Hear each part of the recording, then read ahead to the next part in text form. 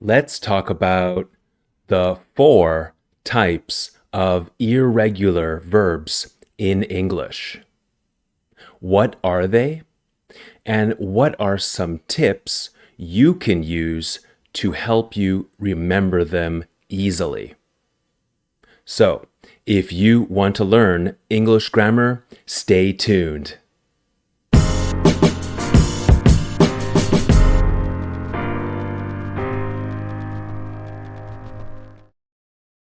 Hi guys, just a short interruption. Please take a second and subscribe to my channel. I would really appreciate it. Okay, thanks so much. Back to the video. Okay, guys, the four types of irregular verbs in English. Let's get started.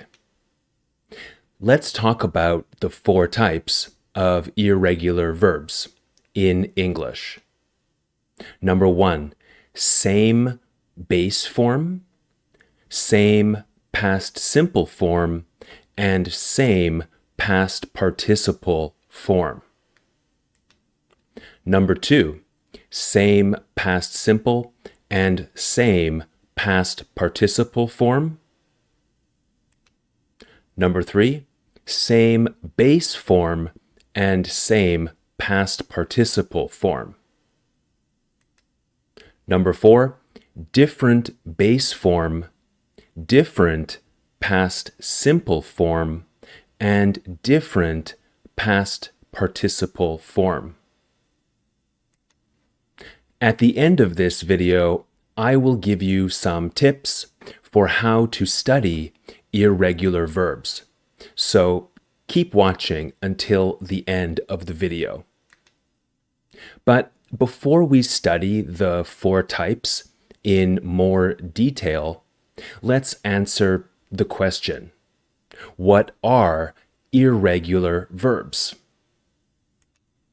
Well, irregular verbs are verbs that form their past tenses without using the suffix or the ending ed. So, most verbs in English are regular. They have an ed ending. You can see three examples here: talked, played, cooked. Regular means normal.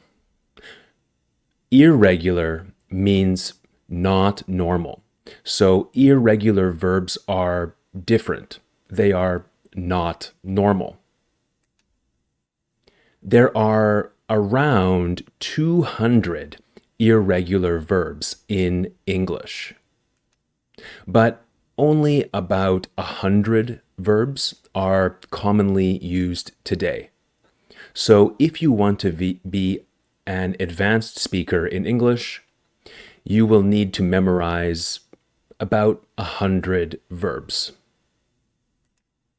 One way to learn and remember irregular verbs is to put them into different groups. So, these groups are based on spelling. And these groups are the four types of irregular verbs. Understand so far? Studying the verbs in each group makes these verbs easier to remember because each group is similar. Okay, let's talk about the first group, or the first type of irregular verbs. Verbs which have the same base form, past simple form, and past participle form. Here you can see a chart: base form, past simple form, past participle form. And they all have the same spelling, the same form: cost, cost, cost.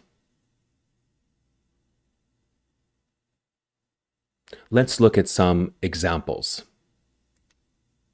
English classes cost money.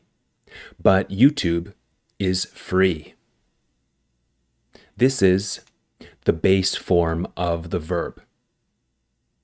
The grammar tense in the sentence is present simple. I bought a book. It cost $40. This is the past simple form. Same spelling.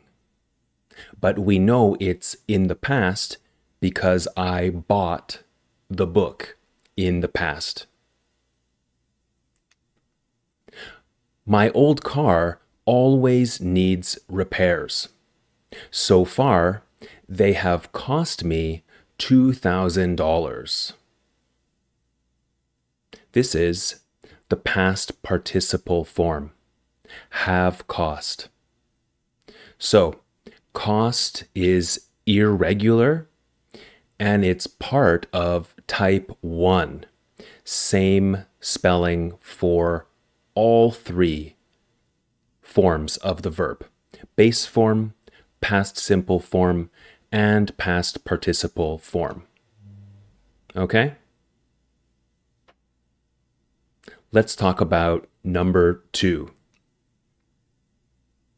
Number 2 are verbs that have the same past simple and past participle form. Here you can see the base form is different, but the past simple and the past participle are the same. Same word, same spelling. Bring, brought, brought. For example, I always bring my phone with me when I leave the house. This is a habit or a routine, so it's the base form of the verb. Present simple. I brought my phone with me yesterday when I left the house. Yesterday is the past, so past simple. Brought. I have brought my phone with me every day this week. This is also the past, but because it's many different days in the past, we use the past participle, have brought.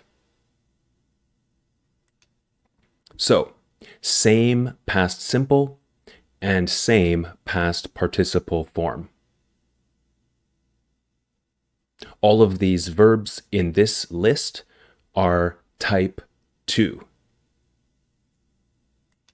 Let's talk about type 3. Verbs that have the same base form and the same past participle form. Here you can see 3 examples. Come, came, come. Become, became, become. Run, ran, run. So the base form and the past participle form are the same. For example, don't come to my house before 7 p.m. because I won't be home. This is the base form of the verb. I came to your house at 7:30, but you weren't home. This is past simple, came. Actually, I made a mistake in this sentence. Do you see my mistake? It should say, I came to your house, not you house. So, even English teachers make mistakes. So when you make mistakes, don't worry about it. And if I say, I should have come later, this is past participle, have come. Come, came, come. Okay, number 4. Verbs that have a different base form, past simple form, and past participle form. Different. All 3. Here you can see the first one, the be verb. Be, is, am, are, right? And the past simple, was, were, and the past participle, been. All 3 are different. Begin, began, begun. Break, broke, broken. Choose, chose, chosen. All 3 forms are different for all verbs. Number 4 is the most difficult because you have to remember so many different words and so many different spellings. Sorry. Okay, some examples. To be or not to be, that is the question. Do you know this quote? Well, this is the base form of be, and that is a quote from William Shakespeare's play Hamlet. This is also the base form, the present simple form of the verb be. Shakespeare was an English poet and playwright. A playwright is someone who writes plays. And this one is past simple, was. Shakespeare's works, his plays and his poems, his writing, Shakespeare's works have been translated into more than 100 languages. It's true. And this is past participle, have been. Okay, now let's talk about some tips for how to remember and study irregular verbs. Number 1, my suggestion to you, keep a journal of English vocabulary. All types, adjectives, nouns, verbs, and specifically irregular verbs. So keep a journal and write down different verbs. Write down new verbs and their forms. The base form, the past simple form, the past participle form, especially when they are different. Make lists or charts of the 4 types of irregular verbs, similar to the ones I showed you here. Remember to leave space for more verbs. Next, create your own examples, sentences, using the verbs and their different forms. And focus on only learning a few verbs, maybe 2 or 3 at one time. And always review your verbs and your examples the next day. This will help you remember them better. Next, read a learner's book, beginner or intermediate, and a novel, advanced, because books contain many verbs and other vocabulary, and reading will help you learn English faster, and you will speak better because if you have a high vocabulary, many English speakers will be able to talk to you about many different topics, even if your grammar is not good. But if your grammar is very good, but your vocabulary is low, we can't talk about many things because there's no vocabulary, right? So, in my opinion, vocabulary is sometimes more important than grammar. So that's why reading is important.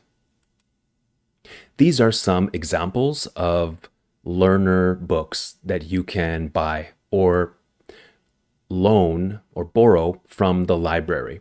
Pearson English Readers, Penguin Readers, Oxford Readers. You can Google these to find out more information. I don't sell any of these or make money on these. These are just my suggestions. There are many others too. So read a learner's book because books contain many, many verbs. Next, create flashcards to test your memory. What are flashcards? Well, you can buy these in many stores like Staples or dollar stores, and you can make two different sides. Side A, you can write the base form of the verb. Side B, you can write the different verb forms. And you can test yourself by looking at side A and then trying to remember side B. And then you check.